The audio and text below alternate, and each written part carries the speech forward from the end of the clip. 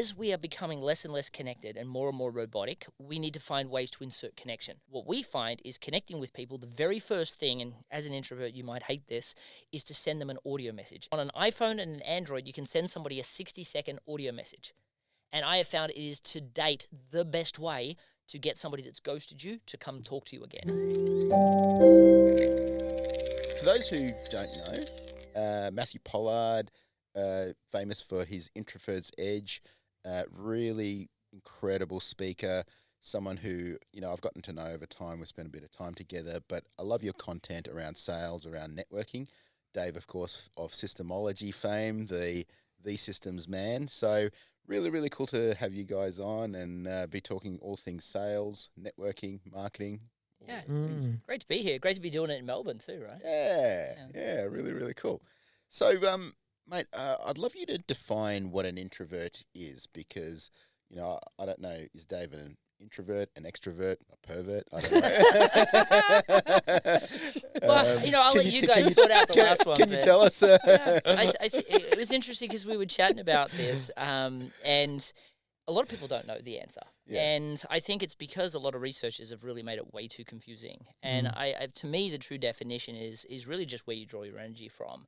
Like, we all had a lunch before, we socialized, we all talked about whether or not, we enjoy speaking and things. And I know I love speaking, but that doesn't make me an extrovert. I'm tired afterwards. I'm less tired now because I do a lot of planning and preparation. Like, I love networking. I love selling. It used to take a lot more energy than it does today because I'm much better at it and I've got more systems and processes that I follow. But the true definition of introversion in my mind is if you are tired after doing a social activity like networking or speaking from stage, then you're probably an introvert. If you're charged up and you find being by yourself takes energy from you, then you're probably an extrovert. And there's a lot of people that now say, oh, I'm an ambivert. And that sometimes is true. I find it's What's often an ambivert? not. An ambivert's where you kind of draw energy from both. Okay. And you need a good balance of both. Right. Otherwise, you struggle. But I think that a lot of people, and I spoke at the AA ISP Leadership Summit, and it's an interesting event. So think about probably the head of sales from every corporation, big tech company, big finance company you can imagine.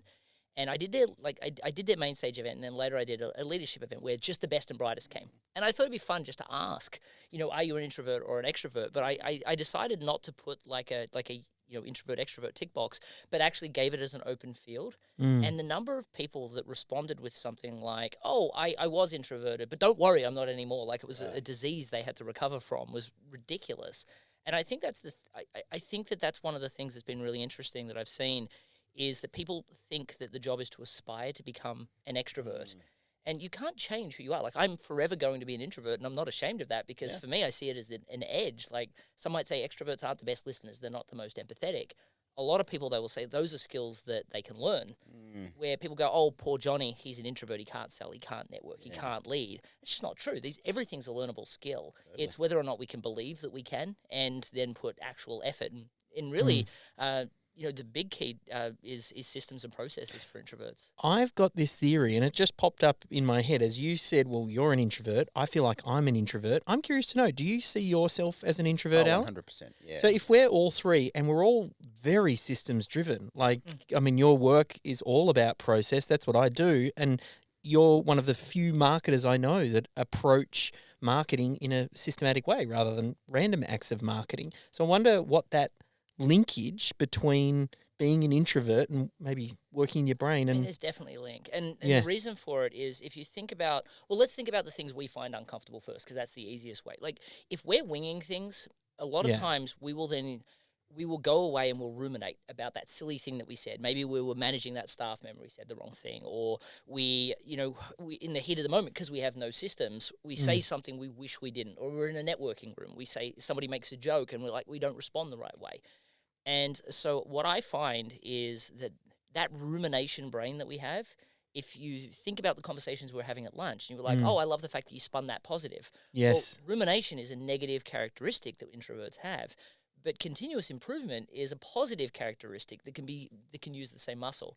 Yeah. So what I find is when I'm selling or when I'm networking, firstly, I'm always following and there's not. I'm not saying use my sales process. It doesn't matter which sales process you pick, but pick a systematic process, and then use that same part of your brain that would often beat yourself up about the thing that you said that was wrong. Yeah. Instead, forgive yourself for the fact that you said something wrong, and say, what one continuous improvement for opportunity do I have? Yeah. And so what I find that introverts that get it will say, okay, what's my one optimization moment here? And Mm. if they apply that to networking, to sales, it works incredibly well. But the same thing works. Like I remember back in my telecommunications days, I'd be sitting there with, back in the days, we'd have to have a SIM card and we'd have to put the SIM number in and then we'd have to do this thing. And I'd have this tray system and I'd be always looking for how to optimize that tray Yeah. system, because otherwise I would have to have a difficult conversation, which as an introvert we try to Mm. avoid, about why are things getting lost or why are things not progressing. So I think introverts by nature are looking for systematic ways to control their life or have their life in Mm. order. Extroverts tend not to be looking for those sorts of things, Mm. though benefit just as much, if not more so, by having Mm. systems around what they do. Some, The other thing is it true to say that, like, for an introvert, I feel that way. Like, if I'm speaking on stage or I'm at a networking event or something like that, it's like, okay, I'm on. It's performance time, right? Mhm. It's not like, I'm just being myself with, like I am with Dave. It's like it's performance version of Alan, right? There's a couple of answers for that. So I find that the saddest thing is to ask an extrovert, like if you go up to them after they've been on stage and say, I loved exactly what you did. Can you do that exactly 10 more times to our other departments? Their answer is usually going to be no, mm. because they wing things too much. Mm. Where if I asked you to do it or me to do it exactly the same way, well, yes, is usually the answer. So what I do, and I feel that a lot of times I'm very specific about what I say. So whenever I'm speaking at a live event, I want to meet with people beforehand. I want to interview and understand not just how my content applies and do my research, and not just the theme of the event, but I also want to understand what the feelings are in the room. Like, have they not hit their targets? Because sometimes you find they've all hit their targets in Mm. America and they're really happy, and in Europe's really depressed. Mm. And you've got to learn how to balance that. Sometimes you find out they've gone through a whole bunch of acquisitions, and even though I talk about storytelling, you can change people's psychology through story, and I can build all of that into the narrative. So when I go up to perform, I mean, a lot of ways, to use your point, perform for me is about providing a really well structured, not script, but very rhythmic Mm. process where I feel that the biggest thing that I channel when I'm on stage is empathy. And I think introverts have empathy in spades. Mm. So when I'm on stage, I'm really looking for people to respond. I'm more interactive. I bring people up on stage and I do live transformations just because I want people to see that they can do it. I feel like extroverts, they want to talk at people. So funnily enough, I actually think when we use the word performance, Mm. we're actually consulting and advising in a lot of ways. Like the good speakers are consulting and advising. Mm. On my Introverts Edge podcast, Jay Papasan talked about the number of hours that he practices before he actually ever will deliver a speech. Mm. I actually think extroverts are performing. We, in a lot of ways, are consulting and advising based on experience. We feel when we get off stage that we performed. And I think that a lot of cases, that's our rumination brain saying, really questioning whether we showed up authentically. Yeah. And from everything that I've seen you do from stage, you're very focused on showing up authentically.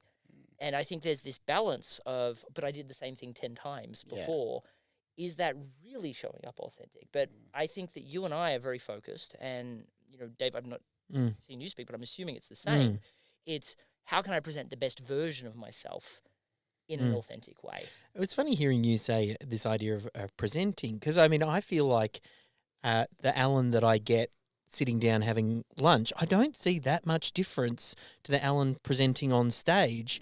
And I feel like the same way. Like I love that authenticity of when someone, like I get it too, when someone comes up and, oh, the Dave that I listened to in the audio book is the same Dave that Mm. I've seen present from stage. And It's not so much that it's a different Alan. It's more like I'm on, right? Whereas Yeah, if yeah. it's you and me at a coffee shop, we're just shooting the shit, talking, whatever, and Yeah. I don't feel like I'm on. I feel Yeah, like yeah. we're just friend chatting or whatever, right? Whereas on stage, on a podcast, on whatever, I'm like, all right, I'm on.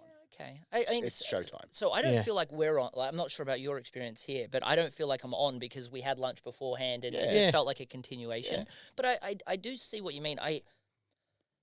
What I found is I used to speak for an hour and it used to take me about a day to recover. Mm. And now I speak for sometimes a full half day, sometimes, and I will say a day is still exhausting for me. If I have to do a full day training, I'm usually popping a few ibuprofen at lunchtime. But if I'm speaking for half a day or a couple of 1 hours, I'm usually pretty good. And it takes me about 30 minutes to recover. So your experience of, am I on? I think it's more of a, like, you're a big gym person. I think that because I'm at the gym from a speaking perspective a little bit more than Yep. you, I feel a little bit less on and a little bit more in my comfort zone. Mm. But then I will say, just like going back to the gym, when I haven't spoken for a couple of months or, a 4-week period, and then Yeah. I'm back on stage, Mm. COVID was a really interesting experience for me. I did so many virtual presentations and I felt like I really nailed and honed that in. Yeah. My first live experience, I was wiped when I got back. I was Yeah. so tired. And I had to give myself permission. Like usually I'll do if I'm on a flight for 8 hours, I'll do 8 hours worth of emails. I could barely pay attention to the TV or on the plane. So I think it is a muscle. And I think that for a lot of people, like when you think about dating, there's a lot of people that are very introverted that go and see, and I don't like pickup artistry as a concept, but they talk about like approaching women and just being comfortable walking up to women. And it was painful for them to do it. And then it became comfortable. Yeah. And so I now walk on stage and I don't feel like I'm switching myself on. Yeah, okay. But I feel that that's only true because I'm doing it at the moment. Yeah. And if it stopped, then because I used to feel that way. I'm curious to know, you obviously talk with a lot of business owners, and you are going to attract in a lot of introverts. Do you think, like, what's the split like? Or is it like we were saying, well, if you're a systems person, then, you might get attracted to, the introvert, or like you might be introverted. I'm curious to know, is that a business owner thing, or do you also meet a lot of extrovert business owners? I mean, there are definitely a lot of extroverted business owners. And I think one of the biggest concerns for extroverts, and you've seen me talk about this when we're at EO, I'm like, the biggest concern for me when I go and speak to an extroverted business owner, they're primary salesperson in their business. And I'm like, well, good Yeah. luck selling your business. Like, Yeah. your business isn't worth anything until you can fix that. So they don't want to do sales systemization, but they must do it if they want to take their business to the next level. I think when we're talking about the percentages of introverts and extroverts, it's actually a really hard thing to answer Yeah. because, like your conversation, Yeah. you are very well read. Mm, Yet mm, when it comes to this, you're like, well, I'm still not sure. mm. And then when I go and speak at these global organizations and they're like, oh, I was an introvert, but don't worry, I'm not anymore. Yeah. What staff member of theirs is going to feel comfortable saying that they're introverted to somebody that thinks it's a disease? Yeah. So I think that a lot of people, when they're doing personality profiles in their organization, if they want to be promoted, they know how to answer the questions the extroverted way, and I feel like they're going to do that. So I feel like when you've got this whole group of people that don't know, you've got these whole group of people that are going to answer the questions to get promoted, and then you've got these other people that feel like they've recovered from it and are now extroverted. So if I was going to pick the percentages in America, I would say it's about, everyone says it's about 50-50. I would say there are more introverts than there are extroverts. But Yeah. when you go to some place like Latvia, which is one of the most introverted countries in the world, and Finland, I would say it's closer to the 75-80%. And I mean, you're also talking about those true extroverts. I mean, for me, I would much prefer to deal. I feel like everybody has their own burdens to bear, and I am always seeing extroverts that are apologizing about interrupting or apologizing for having another idea and not being able to follow what you say. I do a lot to support introverts because I believe that introverts see themselves as second-class citizens, and I don't believe they are. I just believe our path to success is different to that of an extrovert. But I also see how much extroverts can struggle without systems as well. Yeah. And a lot of times they're apologizing for it. They know it's an issue, but their HR manager will pull them aside and say, "Hey, let's do a Daniel Goleman kind of EI class or something like that. We can work on this." So I just feel like the introverts are afraid to admit the answer. Let's switch gears for a moment. Let's talk sales. So I was always of the view that you needed to be this loud cigar chomping person to be a great salesperson. We see them all the time on Instagram and all of this. And then when I saw who were some of the best performing salespeople, they were quiet, mild mannered. They listened a lot more than they talked. They asked a lot more questions than they spoke, and so that to me was a turning point, because I remember the first time I hired a sales trainer. He was teaching me, you've got to overcome objections, you've got to use these lines, and it was so unnatural. It was like, I wanted to take a bath with with an iron sponge, Yeah. afterwards. And to me, when I started selling just my way, which is diagnostically asking questions, probing, and then really letting the person speak a lot more than me, I had way, way more success. So, what are your thoughts on selling? Yeah, I think if I was to wing something, I would do better being an extrovert, Mm, because if you don't actually have a system and process, what I find is people don't ask the right questions, if they mm, ask questions at all. A lot of introverts will say to me all the time, "I feel like we're 30 minutes into a conversation, we're just starting to talk about what we do, and the conversation's over." So that you kind of have to win on personality. mm, That's not great sales though. mm. Great sales is going in. Like, I used to joke about, I really feel like I could send. I'm going to show my age. You'll all understand my joke. But I used to joke about really could send a cassette tape at the appointment time, and then 45 minutes later send the contract. And as long as they all showed up at the right time, I'm pretty certain I wouldn't actually need to be in the room. And that comes from specialization and knowing your niche so well that they see you as a mind reader. But if you think about the way most people market from a very vanilla, any customer's a good customer Mm. perspective, in which case you need to know how to listen, Yeah. and you need to know how to ask the right questions. And I'm very clear on asking the right questions, because I feel like a lot of people hear I need to ask questions, and then they ask the dumbest questions that don't lead to the conversation that you want to have. So it's being very precise in the questions that you have. I think, though, that when I look at the best introverted sellers, they're always the best sellers in the company. And if I look at the worst introverted sellers, they're always the worst sellers in the company. Mhm. And then you've got a middle bound that are all extroverted. And don't get me wrong, there are the occasional extroverts that sit at the top. But Zig Ziglar was an introvert.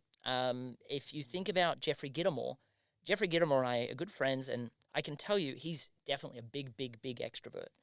But he said, I couldn't teach others until I learned how to sell through process and system, and force myself to learn how to listen Yeah. and actively listen, not just listen to speak. Yeah. And so if I was to go down that sales route, um, even looking at something like the Global Gurus list of top 30 sales professionals, which I'm honored to be on, and I feel like that really shows as an introvert you can be the Mm. best in the world. Mm. But most of the people on that list are introverted. I'm just the only one that has the word introvert on my books. Yeah. And don't get me wrong, there are extroverts on that list too, and some of the best in the world are definitely extroverted. But I would say the very best in most organizations, and funnily enough, most of the sales leaders that I tend to work with tend to be on the introverted side. And a lot of the newer sellers, especially as we're now living in this world where people are less socially aware, they have less emotional intelligence because they spend too much time on cell phones and not spending time in the rooms with other people, it's becoming even more so that way. So, to answer your question as direct as I can, anybody with a sales process will do better than somebody without. Yeah, I agree. Anybody that asks and has a consultative mindset and asks questions by far will do better. And yes, the less you speak, the more you'll sell. But again, the right questions comes to process. And I do feel that extroverts, they love to wing things, and that's to their detriment, especially if they're the business owner and they want to sell their business. Yeah. Just high level, because my process brain can't help but ask this question now. It's like when you think about selling from a high level and the key steps, what do you see the key steps that you want to take someone through if you're selling a product or a service? It's a really interesting question, because I find that it's changing, and I'm going to just disagree with everything you and I just agreed on. Because one of the things that I believe now is anybody that's not specializing in a certain area. And it's funny, when I do this, I speak a lot at EO entrepreneurship organizations, Mm. and I think I've spoken at 43 chapters in the last 18 months. And I do this at almost every one of them. I joke about the fact that everybody knows niche marketing works. They just know that their situation's different and it doesn't work for them. Yeah. And what it is it's really fear. So they're scared of losing their current clients. And I'm like, if you're a videographer, your current clients don't care if you put on the website you're now a dentist, right? they're going to say, can you still do the videography? You do great work. Referrals don't care because they've been referred. And most people earn all of their business through that kind of framing. Mm. So I believe that there is a process for when you don't specialize, and there's a process for when you do. Also, when you I'm reaching out to you to sell, and versus you're reaching out to me.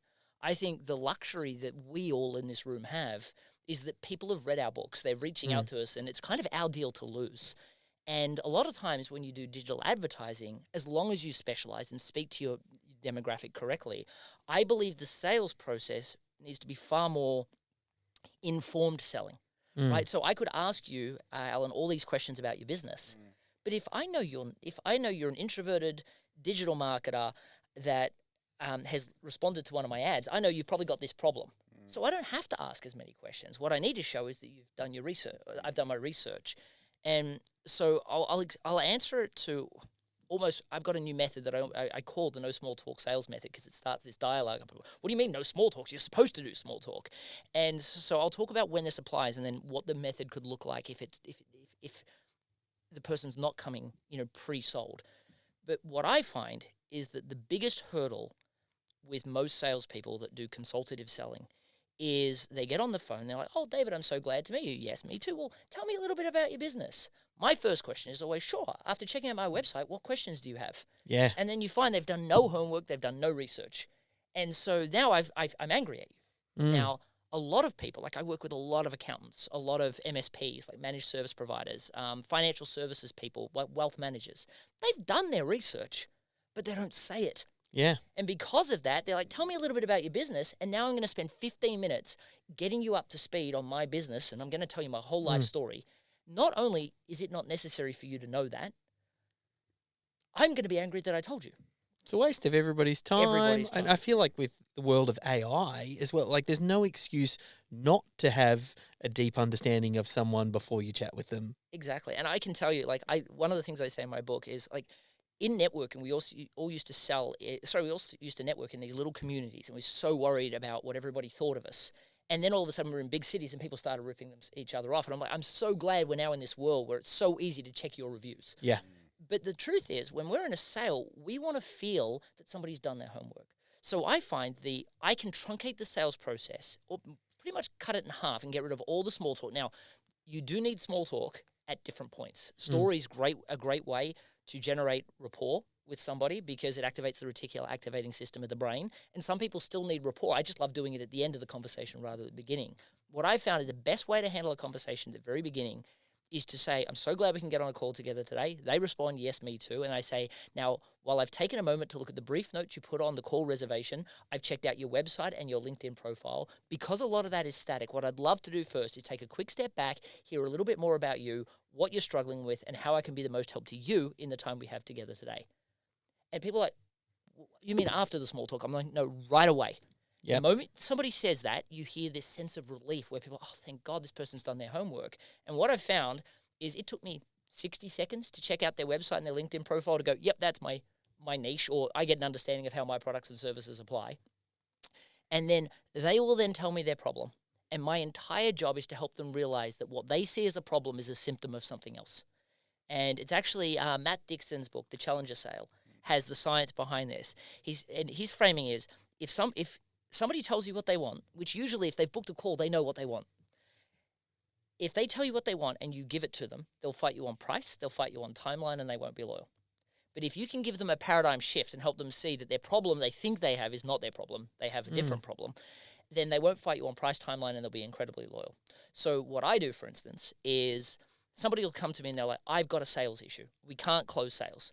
And I'm like, I probably think it's a lead issue usually, or the fact that they're commoditized.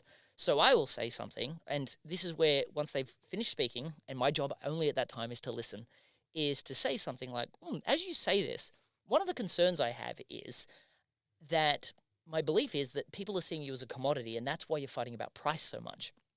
But look, don't let me project anything. Let me ask you a question. If I was to meet you in a networking event, Dave, and maybe I talked about myself for the last 20 minutes and then said, oh my gosh, Dave, I can't believe I haven't even asked you what it is that you do. What would you say?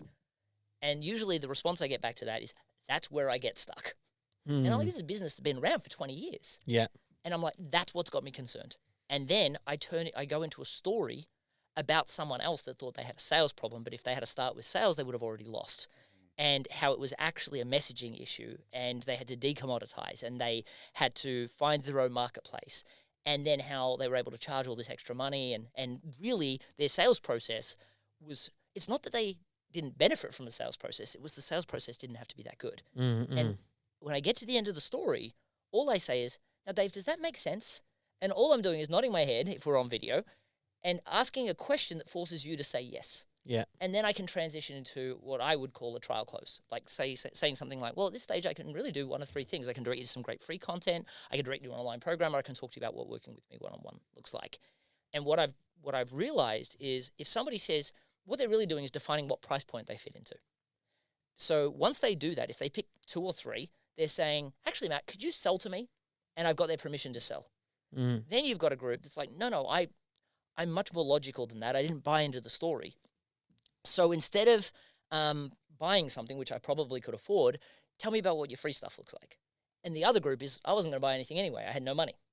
So I go overboard for like 5 to 7 minutes. I give them all this free content, and it's usually 3 things. It's like I talk them through an audio that I'm going to send them, a reading task, which is usually what I see as the 3 major problems they'll have, and a template to solve their 2 problems. And then I say, and I will send that through to you all at the end of today's call. And they'll respond with, thank you so much. And you say, no problem, I can leave you at just that, or I can talk to you about, my online program. And certain group will just say, no, that'll be fine. And the thing that's liberating about that is I know that person has no money. Because if I've spent 7 minutes giving them value and they still don't want to hear about what I offer as a service, I know that they've been wasting my time, or my sales team knows, and which means they're not going to follow that person up. It gets rid of the time wasters. Then there's another group that go, that was really valuable. Thank you so much. No, tell me about your online program, or tell me about working with you one-on-one. And then those people generally buy as well. Now, there's always a group that says, tell me about all 3. And I've found they usually buy the least cost thing. So it's an exhausting thing, but you just have to go through it. Now, I find that for that to work well, you have to end the conversation. Like once you go through what working with you looks like, you go through the price point. I always then, and this sounds counterintuitive, but I will always then, once I've explained it, I'll say something like, does that sound like something that would work for you? They say yes. I say, great. Well, the hardest thing is to get booked into my schedule. So I'm looking at these dates, and I actually do the booking first. And then once I've done the booking, I'm like, great. Now that we've got those dates all set out to lock them in stone, I then ask for their credit card details. Yeah. Now, at that point, they're going to find it very hard not to just give me the credit card details. Now, accountants will say, oh, but we can't do that. We've got this 45,000-page document they need to read and sign off on before we can ask for the money. So what I do is I say, well, hang on a second.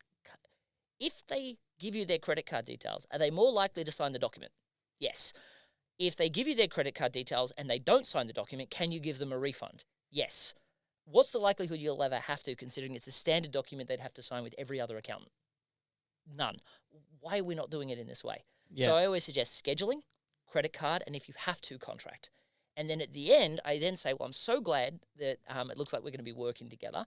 And they'll say, yes, me too. And I say, now, before we finish the call today, are there any last questions you have for me? And a lot of people will just say no, especially introverts. They're like, I'm done. My cup is full. Extroverts will feel like they need to connect with the person that just purchased from them. So they will ask you about what it's like to live in Austin, or they'll ask some question to create small talk. And what I've learned is you have to give them 3 minutes of small talk at the most. That's all they really need to not wake up tomorrow and decide they don't want to work with you. Now, when you're dealing with someone that's not a specialty, then you really do need to develop rapport. You then need to move into setting an agenda, which is where you say, now, David, before we get started today, I'd really love to ask you some questions so that I can then show you exactly how we can fit in. Does that sound like something that would work for you? No one's going to say, no, don't ask me questions. You then ask questions, and the questions then lead to helping them understand. Your job is to help them then connect that to costs. And I've still found the best way to get them to see that is through storytelling. Now, if you don't sell to a specialty, then you need to have more stories, unfortunately. But the stories don't need to be exactly for the niche, so you don't need as many as you think. And then the rest of it works exactly the same way. Oh, hey, I know you're tuned in right now, so I'll keep this super quick, but you like awesome YouTube videos, don't you? Well, there's not really that many YouTube channels that create great content about how to systemize your small business. So I want to make sure that you catch every video that I publish. So if you haven't already, firstly, give this video the thumbs up and then go ahead and subscribe to my channel. You can even hit the bell notification to make sure that you're the first to know when I publish anything. So go ahead, do it right now. I'll wait a sec and then I'll transfer you back to the video. Mm.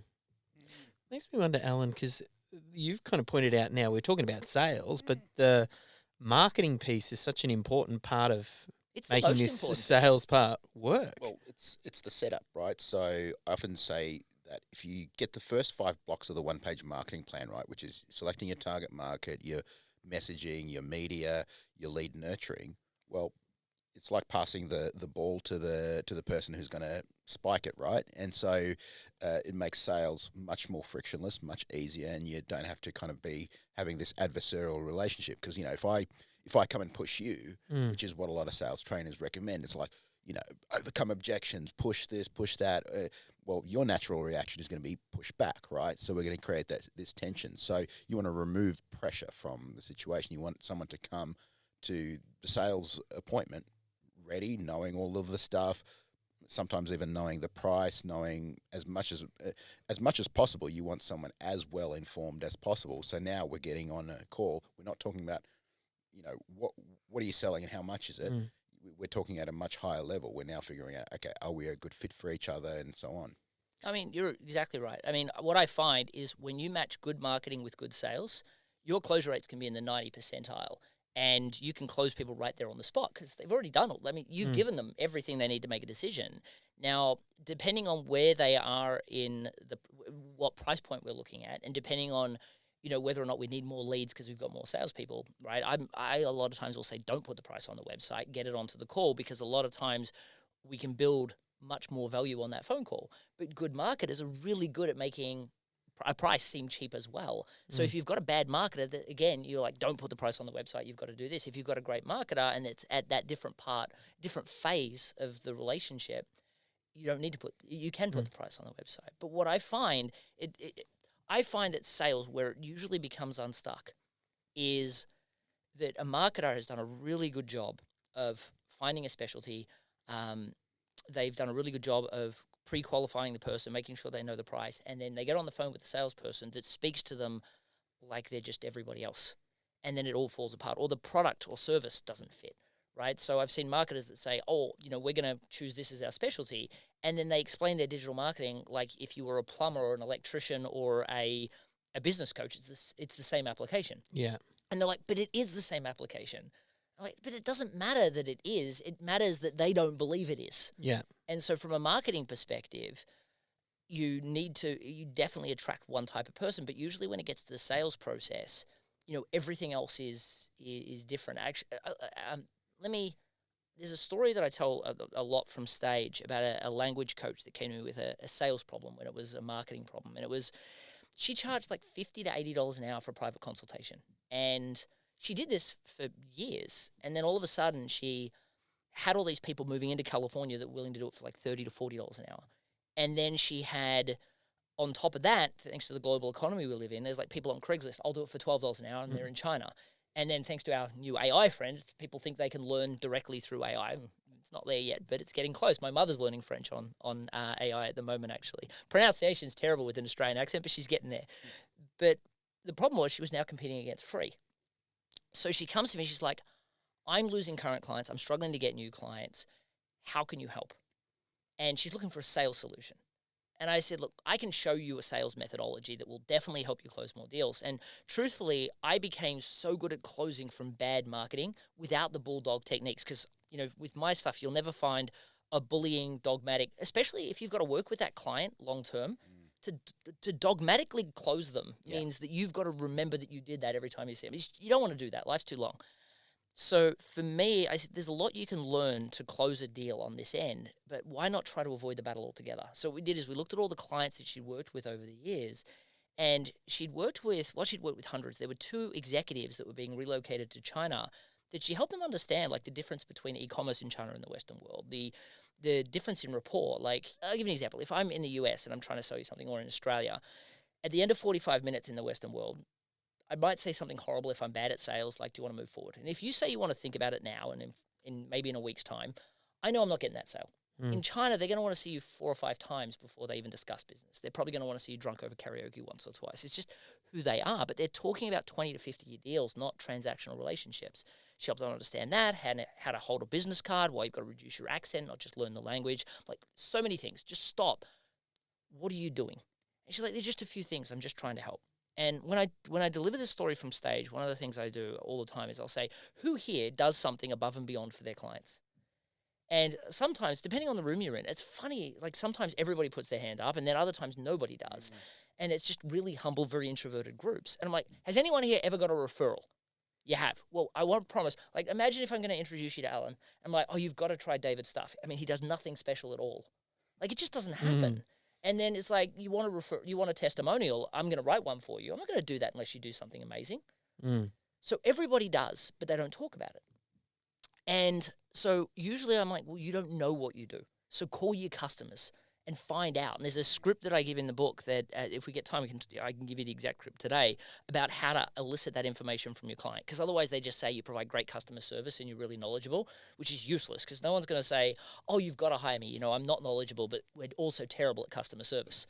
So once you've got that information, like, that's when you start to think of who you can help. And for Wendy, I was like, you're doing so much more for these people than just language tuition. What are you doing? She's like, well, just a few things. I'm just trying to help. And I said, well, look, is it fair to assume as a result of the assistance you're giving these people, they're going to be more successful when they get to China? She's like, yeah, I mean, that's the point, right? I said, great. Then let's call you the China Success Coach. Forget about Mandarin education for a second. We'll sell that later. Let's create what we ended up calling the China Success Intensive, which was a 5-week program that worked with all the executives, the spouse, the children that were being relocated to make sure they were successful when they got there. Now, she loved the idea of this, but she's like, well, who do I sell it to? What she's actually asking is, who do I go networking to meet, which in the digital age, which I know we'll get to, is becoming more and more important. People are trusting live events far more than digital interactions now, or feel like they need to go to more live events. But she's also asking, you know, who do I use digital marketing to target, or what do I put on my social media? I said, well, who do you think? This is where people always go too broad. They're like, oh, I think it's the executive, which makes sense. I moved from Australia to the US. I was terrified. They got to move to a place that doesn't speak the same language. Didn't think it was the ideal target. And then I'm like, well, who else do you think it could be? She's like, well, obviously it's the company. Makes sense. They got millions of dollars often riding on an executive being successful. But I still didn't think it was the right person. So I said, I think it's the immigration attorney. Now she looks at me like I'm speaking a foreign language. And I'm like, think about it. These people make $5,000 to $7,000 for doing all the bureaucracy that comes with the visa. They got to get a client. They've got to pay their staff. They've got rent to pay. They'd be lucky to make $3,000 for a successful introduction. $3,000 for doing a visa. I said, so just offer them $3,000 for a successful introduction to the China Success Coach. Now she's networking to meet immigration attorneys. She's talking to them and they're like, I can double my profit for a simple introduction? Sure. What have I got to say? She just had them say, congratulations, you've now got a visa. I just want to double check, are you as ready as possible to go? And she'd have them respond with, well, we got to, once they responded with, we've got our visa, we got a place sorted, we're learning language, kids are getting pretty good at it too. She said, there's a lot more to it than that. I think you need to speak to the China Success Coach. She'd then get on the phone with the easiest sale in the world. They were terrified to go. They were motivated, the organization was motivated to pay, and they were recommended by their attorney. And that's why she was able to charge $30,000 for doing it. So she struggled to charge $50 to $80 an hour. Now she's charging $30,000 minus a $3,000 commission. She's making $27,000 for the easiest sale in the world. So what I find is, if you lean into what you naturally do well, and everybody has unique skills, and then you say, which group needs this most? And then you give that information to someone like Allan and say, go and find me people like that. And then you attach that to, think about how, Wendy could have butchered the sales process and still closed deals. And yet she was coming to me to learn how to get the bulldog sales techniques that she needed to be successful. We talk about that a lot, is fishing upstream for your ideal client, meaning who's got your client before you. Someone is paying money for advertising, for lead generation, for whatever, to acquire a client before they have you. So who has your client who's already there and built trust with them? Very, very powerful strategy.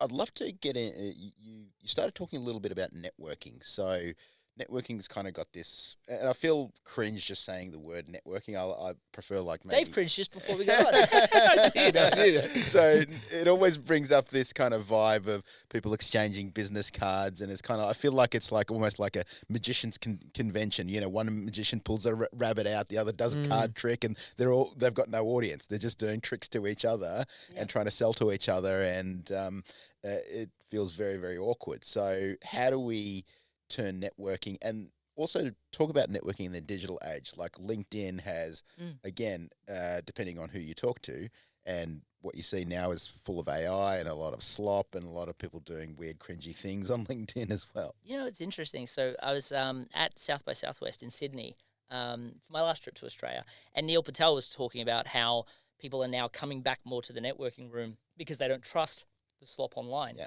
And I feel that there's so much you can do to build authenticity online.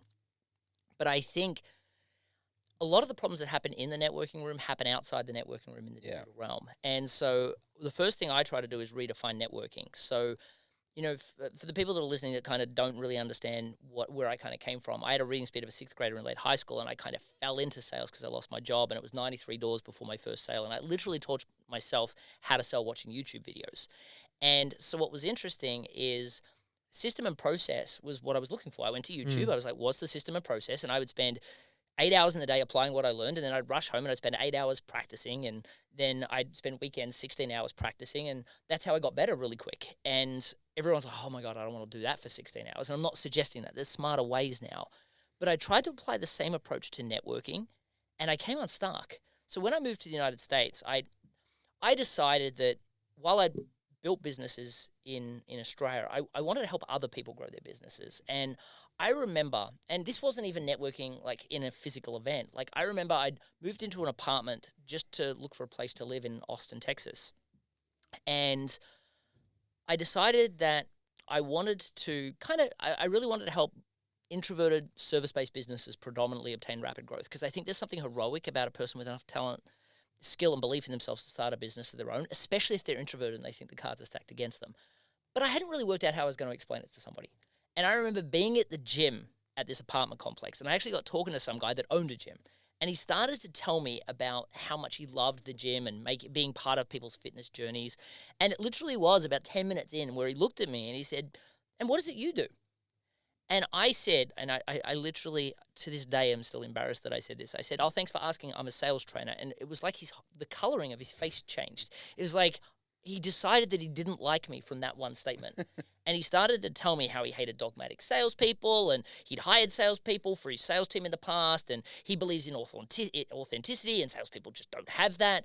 And I was like, I'm different. I started telling him about my 93 doors, and I felt like I was slamming something down his throat he did not want. And I'm like, I was probably at that point trying to make a friend. I wasn't even trying to sell to someone, and I was defending my honor almost. I'm like, I'm never doing that again.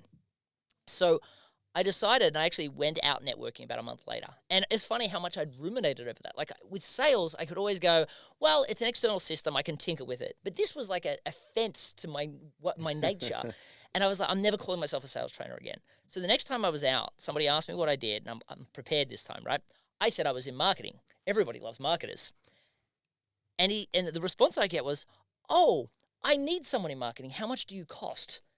And I'm like, we just met. Now we're talking about price. That was so awkward. Next person told me that they already had someone in marketing, and I'm like, what am I supposed to say now? Like, I'm different. I got magic ruby slippers. Like, it was really tough. And I remember going home, and I feel that the only thing that was in existence was this thing called the elevator pitch, which I'm sure that's the reason why you cringe, which is definitely a system, right? I do this for this group of people, even if. It's just terrible. And I feel like that's what most people see as good networking. I've got this killer elevator pitch. I just feel like it sounds inauthentic, contrived, transactional. But what I found was if people didn't do transactional networking, they did what I call aimless networking, which is they go to these rooms, they have these shallow conversations, finally comes up, what is it that you do? And they respond with something like, especially in Australia, well, my day job's this. Who wants to buy from someone that underwhelmed with what they do? So it just became this thing of everyone walking out with like 10 business cards going, I'm not going to call them, but if they call me, I'll work with them, which they don't. And when your pile gets just a little bit too big on your desk, you convince yourself networking doesn't work. And so This was the first time I went to YouTube and couldn't find the answer. So again, coming back to your introverts create systems, I'm like, I need to create a system. But this was the first time I think ever that I had to create something that didn't exist. Like my first book, in the first chapter, it says, there is nothing I'm going to teach you in this book that you can't learn in another book. All I'm doing is putting it into an order that an introvert will be able to achieve, and making sure that it's free of all the stuff we wouldn't do. This was the first time I had to go, okay, I need to create something. And this is what I ended up realizing is we needed something that didn't put us in the commodity box from the moment that we met them. So saying I'm a sales trainer or I'm a marketing coach, they know what that is. They know if they like it, they don't like it. And what I realized is people need to introduce themselves by their own framing, because everyone's unique, right? Even if you buy a franchise, you should be powered by the franchise, but not defined by it. It's not, I'm now just that. So what I did is I started calling myself the rapid growth guy, like the China success coach. And what I found is the moment I said I'm the rapid growth guy, people leaned forward and said, what's that? Yeah. And I said it like I'm a business coach. And all of a sudden, people leaned forward and said, what's that? And they said it for two reasons. One is that because I was interested before I was interesting, which any networking book will teach. And the other was our brains are programmed to solve puzzles. So they needed to know what it was before they decided whether they wanted it or not. And that then allowed for me to respond in a way that got people to ask instead of me shoving something down their throat. And what I found is if I responded in a far more specific way, again, this comes down to knowing your market, and then didn't make it about me. And I'll explain what I mean. So if you respond with your functional at that point, that doesn't work. If you start asking questions, like some people think they're clever. They're like, oh, I don't say what I do. I just start asking questions. I'm like, nobody wants to be in an interrogation the moment they meet you. And then other people then will do the elevator pitch. What I found is the best way to respond was to not make it about you. So when somebody asked me what I did, I would say, thanks for asking. I'm the rapid growth guy, just like I said I was a business coach.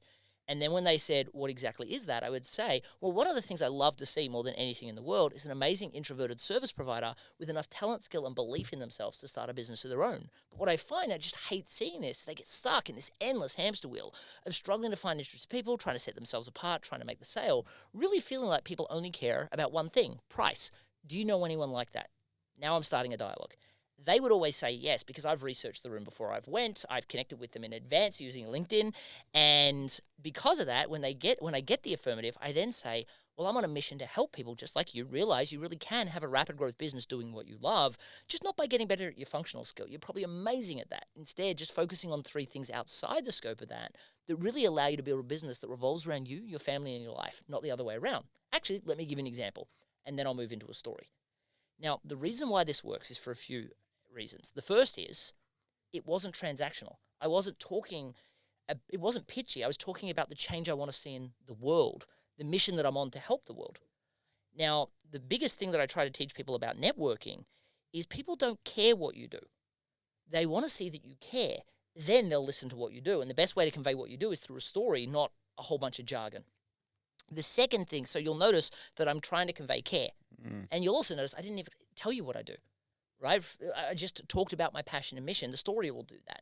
So what I've found is by going in, and the framework's very simple. It's, I'm the rapid growth guy. Come up with your own version of the China success coach, the rapid growth guy. What is that? I love to see this.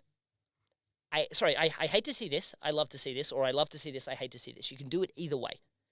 Then, do you know anyone like that? When they respond in the affirmative, or they'll say, I know someone like that, you then say, I'm on a mission too. But the goal is not to say what you do, but say the outcome that you want them to achieve by understanding 3 simple things. Don't you feel they still want to put you in a box? They're like, so is it sales training or is it marketing that you do? Or they're still trying to put you into a known box kind of thing. And you're going to get yourself into that eventually, but you want them to see your difference. I'll give you an example. And again, to come back to your digital age thing, my focus is always, when I look at online, I didn't want to be that person taking a photo of my dog or my donut for something to say online. I think all of us as introverts are trying to avoid constantly feeling like we have to post something new that's look at me, look at me. That's why we're providing this kind of more detailed content. But in the networking room, I want to be the clearest so I don't have to be the loudest, and that translates online as well. But I'm very strategic in the dialogue that I have. So I'm interested before I try to be interesting, so that when I say I'm the rapid growth guy, they're far more likely, especially because our brains are programmed to want to know, what I do. Want to know what I do. So when I say I'm the rapid growth guy, I know that they're going to say, what exactly is that? Or how do you do that? Then I say, I love to see this. I hate to see this. Do you know anyone like that? Which forces a yes or no answer, or, oh, I have a friend that's like that. But I'm actually forcing the dialogue that I want to have at that specific moment. Once I get an affirmative, I will then talk about my mission and then segue straight into a story. But I'm going to do it in a specific way. So what I'll do is I'll end the networking script and I'll show you how I go to it, just so you can see how I'm almost feel like I'm interrupting myself. Because I want you to believe that I'm about to hit you with a bunch of jargon. Nobody wants to be hit with jargon, and they're so appreciative when they realize that you almost did and then they didn't. So I might say, I'm on a mission to help people like yourself realize you really can have a rapid growth business, just not by getting better at your functional skill, but instead just 3 things outside the scope of that that'll really allow you to have a business that revolves around you, your family, your family and your life, not the other way around.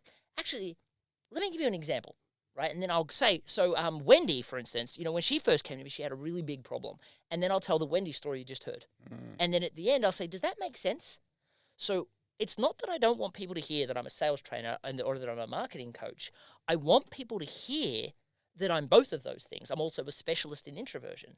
And if I say, oh, but what I do, Allan is really technical, and I start talking about my passion for sales, you're now going to fixate on sales. If I start with marketing, you're now going to see me as a marketer. So what I want to do is I want to tell a story and build out the problem. And when I tell a story, and I do a lot of sales kickoffs, and I teach sales storytelling. And I help people realize that if you can't define it from a real cost, an opportunity cost, and an emotional cost, and then close out the story with those same 3 factors and then deliver the moral, you're not delivering a story, you're delivering a testimonial or a case study. And introverts hate to deliver those. Most extroverts do too, right? Because it sounds braggy, right? The Wendy story, it's educational, it's motivational, it's designed to embed me as the only logical choice to work with, but it's a different framework. So what I do is I then tell the story, but I'm getting them to see the problem, and they're like, I'm not sure where he's going with this yet. And then I deliver the epiphany, which is where in sales, I would say we're doing a paradigm shift. I'm doing the same in a networking room because I know all of my clients have that issue. So then I deliver the paradigm shift, and then I deliver the outcomes, and then I deliver the moral, and they say, does that make sense? And at that point, usually they know what I am. And they're like, oh, so you're not really in sales. You're not, and you always get this, so you're in kind of like sales, but you also do marketing, but you kind of special, like they're now putting it together with all the words that I wanted to tell them. But they're doing it from a place of understanding, because stories have a wonderful power of allowing you to try on the whole thing and see if it fits. Where jargon, everything gets analyzed one thing at a time. Yeah. And I'll give you an example. Like, the reason I love story, and it's funny, I used to sit down with people, and like when I was doing door-to-door telecommunications sales, which I used to do on Sydney Road back in Melbourne, actually. And I would sometimes see people sit down, like I'd sit down, there'd be 10 brochures sitting on their desk. And I knew they'd remember more of what I told them than the other 10 combined, because I'd tell it in a story, and people remember up to 22 times more information when embedded into a story. The interesting thing is, the thing I love about storytelling, especially with people with highly complex services, is they want to educate. They want to show you how smart they are. Yeah.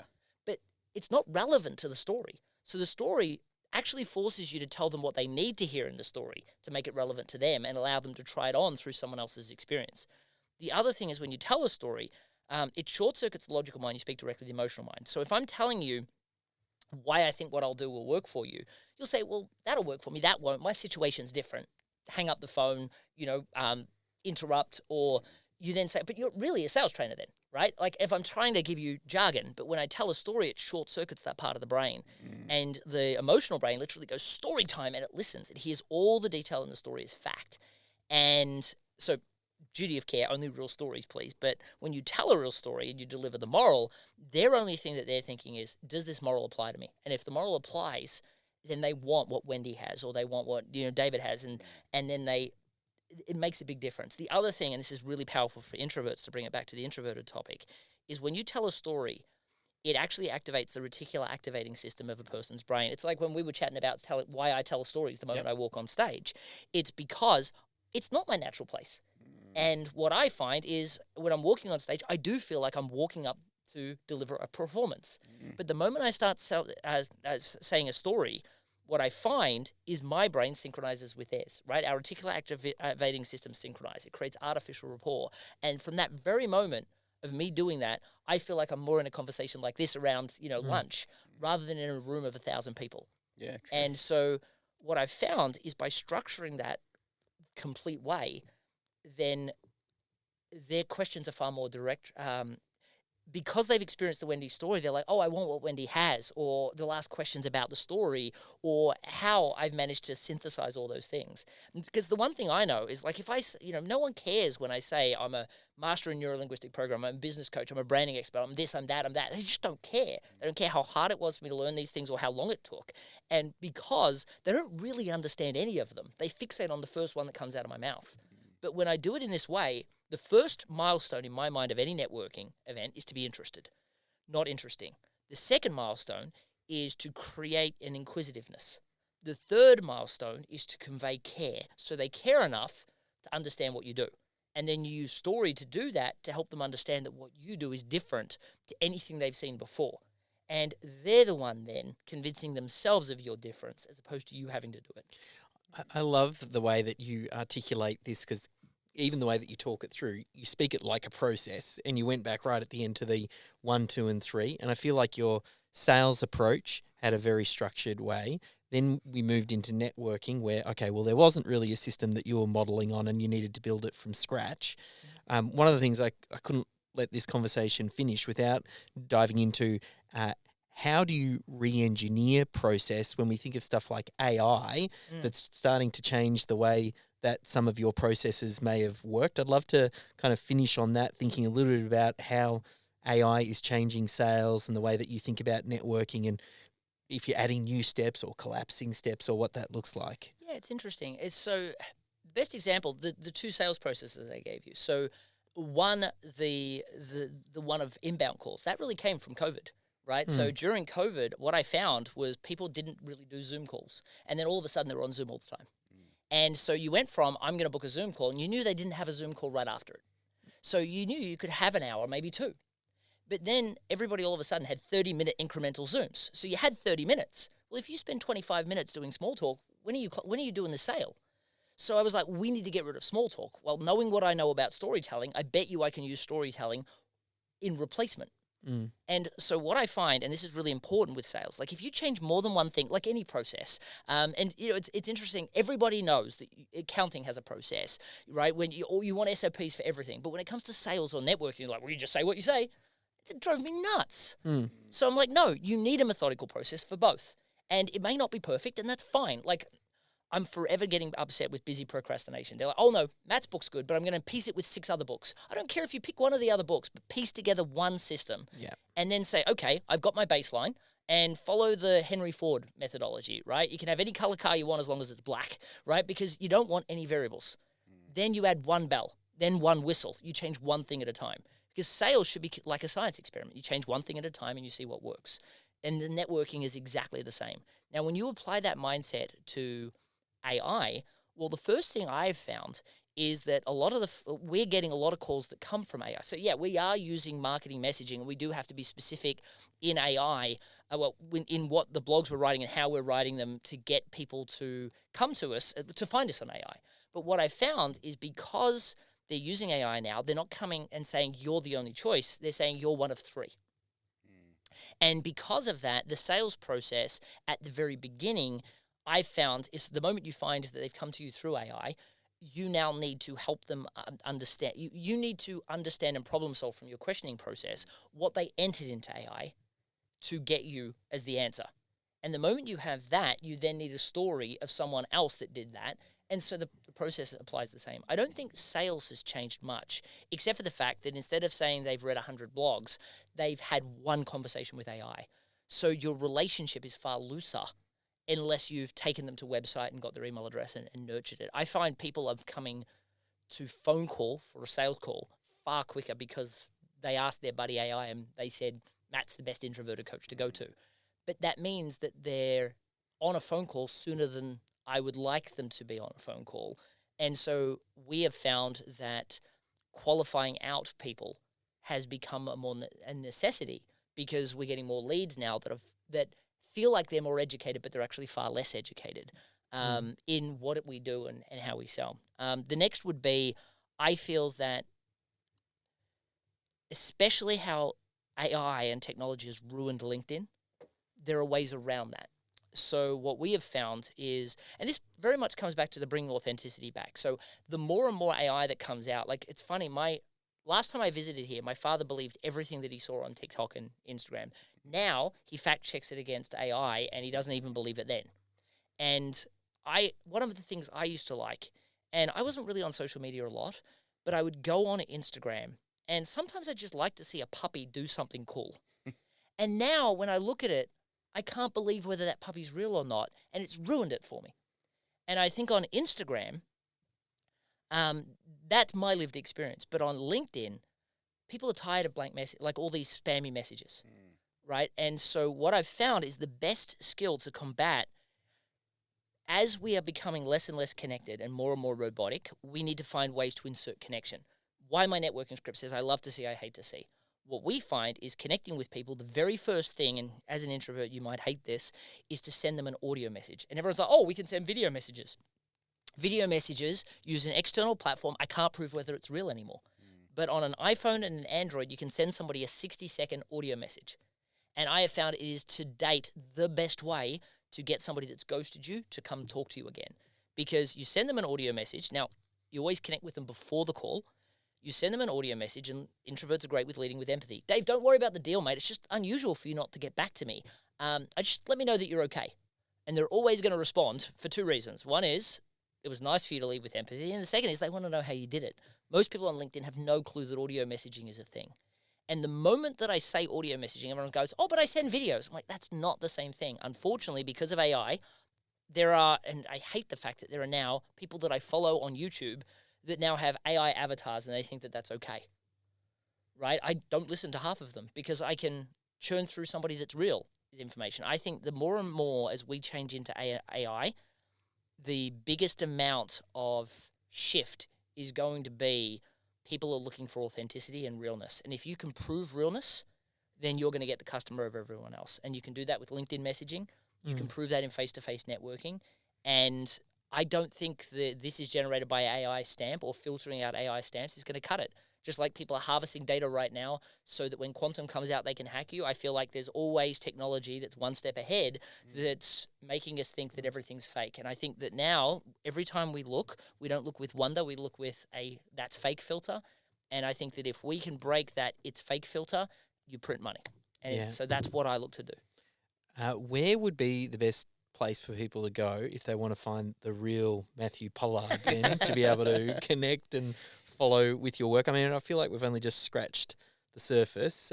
Where should we point people? I appreciate that. So the easiest way, people are definitely welcome to connect with me on LinkedIn. For people, I make this joke from stage all the time. Introverts ask their best questions tomorrow. So if they connect with me today, don't follow me, but connect with me, they can actually send audio messages and actually get direct answers from me. But a lot of the people probably the best first step is probably to create their own version of the China Success Coach, the Rapid Growth Guy. Yeah. And so I would suggest there's a template that I have. If they go to matthewpollard.com/growth, they'll be able to download that template. And funnily enough, I've done this in groups of like 200 people. And at the end of the session, I'm like, put your hand up if you now have a unified message that you believe will, excite and inspire, and a niche of willing to buy people. Kind of that you understand will, see you as the only logical choice.